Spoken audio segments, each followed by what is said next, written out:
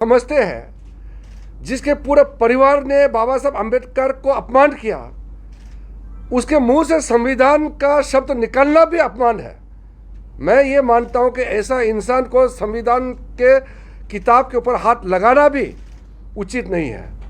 ये तो हमारा बदकिस्मती से ऐसा आदमी लीडर ऑफ अपोजिशन बना है और मुझे डील करना पड़ता है।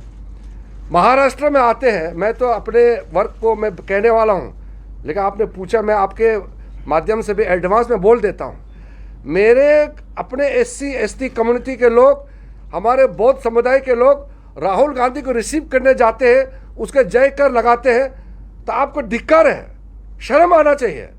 बिल्कुल ऐसा नहीं होना चाहिए। मैं फिर से कहता हूँ, मैं उस जमाने में अशोक सम्राट के बाद, राजा कनिष्क के बाद देश को संचालन करने वाला कौन है? उस जमाने में राजा महाराजा देश को चलाते हैं। आज के दिन में प्रजा अपने चुने हुए प्रतिनिधि के माध्यम से देश चलाते हैं। मैं पहला कैबिनेट मिनिस्टर हूं इस देश में बुद्धिस्ट, तो इतना साल इंतजार करना पड़ा, मोदी जी को प्रधानमंत्री बनना पड़ा, तब जाकर के आज एक बौद्ध समुदाय से एक कैबिनेट मिनिस्टर बना।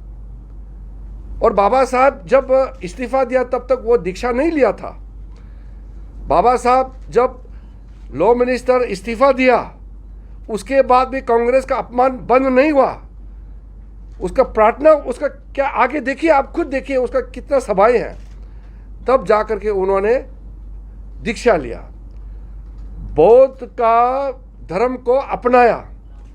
उसके बाद इतने साल हो गए तो कांग्रेस को कोई बौद्ध नज़र नहीं आया जो कैबिनेट मंत्री बनने लायक का। इसलिए आज इस समुदाय से एक इस देश का कैबिनेट मंत्री है। और मेरे समुदाय के लोग राहुल गांधी जैसे इंसान को फूल माला चढ़ा करके उनको सर पे बिठा के चलेंगे तो क्या मुझे गुस्सा नहीं आएगा क्या?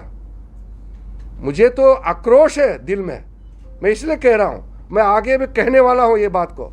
और ये कोई हल्का से लेने वाला बात नहीं है, ये हमारे लिए हमारा अस्तित्व का बात है, हमारा पहचान, हमारा जो हमारा बैकग्राउंड, हमारा पूरा आत्मा को छूने वाला बात है।